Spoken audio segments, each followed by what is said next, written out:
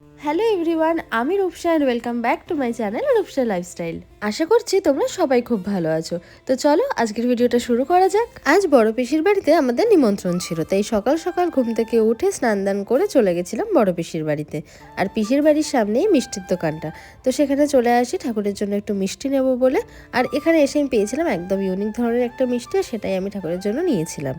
আর আমার বড় পিসির বাড়িতে আমাদের বাড়ির মতোই কালী মন্দির রয়েছে, কিন্তু পিসির বাড়ির মন্দির কিন্তু আমাদের বাড়ির তুলনায় আরো অনেক পুরনো। এখানের এলাকার সমস্ত মানুষ পিসির বাড়ি এক ডাকে চেনে। স্টেশনে নেমে করুণাময়ী কালী বাড়ি যাবো বললে টোটোওয়ালা থেকে রিক্সাওয়ালা সবাই কিন্তু একবারে নিয়ে চলে আসে। তো তোমাদেরকে আমি করুণাময়ী মায়ের দর্শনও করিয়ে দিলাম।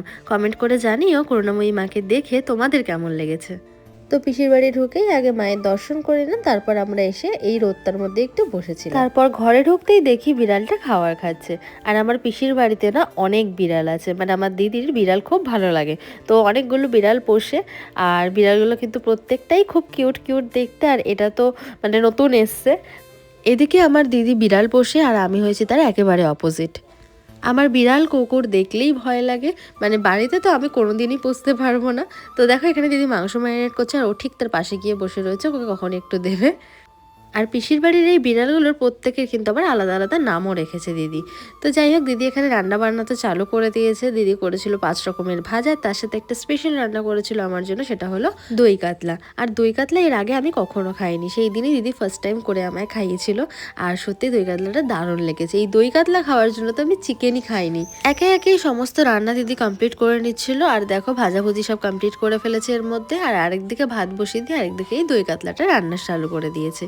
ও প্রথমে একটা পেস্ট নিয়েছিল, সেটাকে একটু কষিয়ে দেওয়ার পর দইয়েরও একটা পেস্ট বানিয়েছিল, তো সেটা দিয়ে তারপর মাছগুলোটাতে দিয়ে দেয়। প্রপার রেসিপিটা আমার ঠিক জানা নেই, তো তোমরা যদি দই কাতলার পুরো রেসিপিটা চাও তাহলে আমাকে অবশ্যই কমেন্ট করে জানিও, আমি ওর থেকে জেনে রেসিপিটা তোমাদের সামনে আবার শেয়ার করব।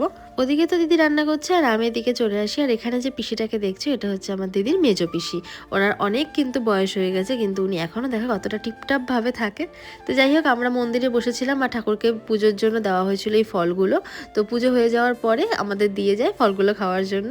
আর এখানে দেখো মন্দির কিন্তু মানে দুপুরের পর বন্ধ হয়ে যায়। রোদে বসে ফলগুলো খেতে তো বেশ মজা লাগছিল।